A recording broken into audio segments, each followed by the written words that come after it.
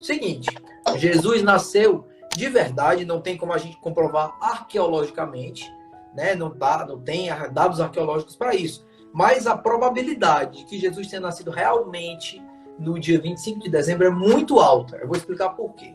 Certo? Quando você pega a Bíblia, você tem lá no livro de São Lucas, é a história de Zacarias, né? Que Zacarias estava servindo no templo quando aconteceu que a Isabel ficou grávida, né? E ele ficou mudo, não teve essa história? Então está na Bíblia essa história. E isso aconteceu quando Zacarias servia no templo, certo? Só que Zacarias era da tribo de Abidias, né? E existia uma dinâmica entre os judeus de revezamento dos sacerdotes no templo. Então, cada sacerdote de cada tribo, ele só ficava 2 semanas e depois mudava da tribo, mudava para outra tribo, mudava para outra tribo, ele só voltava a servir de novo 2 anos depois, às vezes até mais, porque eram 24 meses, né, de rotação, porque eram 12 tribos, ia rodando de 2 semanas, e aí, no final das contas, ou seja, existia uma grande dinâmica. Como Abidias, como na tribo de Abidias tinha Zacarias, e ele era o profeta que estava servindo, a gente já tem uma informação. Só que, lá na frente, depois que Jesus morreu, ressuscitou, ascendeu ao céu, veio o Espírito Santo, no ano de 70, quando o Templo de Jerusalém foi destruído, né, foi destruído pelo general romano, a gente sabe qual era o sacerdote, qual era a tribo de sacerdote que estava servindo ali naquela época. Né? A historiografia conta isso com certeza. Então, você faz uma retrospectiva e você descobre que Zacarias estava servindo por volta de setembro, no final de setembro. Aí essa é a primeira informação chave que a gente tem.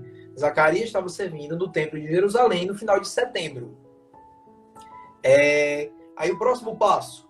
Depois de 6 meses, né, que foi que a Virgem Maria foi visitada pelo anjo Gabriel. Né? Quando Isabel estava grávida de 6 meses, Maria foi visitada pelo anjo Gabriel. Certo? Então, setembro mais 3 meses, março. E aí é por isso que a gente celebra a festa da Anunciação no dia 25 de março. E a festa de São João, 9 meses depois de quando Zacarias recebeu, quando Isabel ficou grávida. Então a festa de São João é dia 24 de junho. Então você tem aí mais ou menos a progressão. E depois de 9 meses, do dia 25 de março, você tem o nascimento de Jesus, dia 25 de dezembro. Mas não é só isso. Existe um santo, que é Santo Hipólito. Santo Hipólito foi um santo que ele descende diretamente da tradição apostólica. Ele foi discípulo de Santo Hipólito de Roma. Santo Hipólito de Roma. Ele foi discípulo de Santo Irineu, que foi discípulo de São Policarpo, que foi discípulo de São João. Então, existe uma ligação direta. E Santo Hipólito, ele era muito ligado à tradição. Inclusive, ele se envolveu em várias tretas lá na época dele, porque ele era muito ligado à tradição. Então, ele não queria que... Ele tinha até os excessos. Ele não queria que, por exemplo, uma pessoa que negou o martírio fosse absolvida. Depois ele se corrigiu, mas ele tinha aí uma certa rigidez. Então, ele era muito ligado à tradição.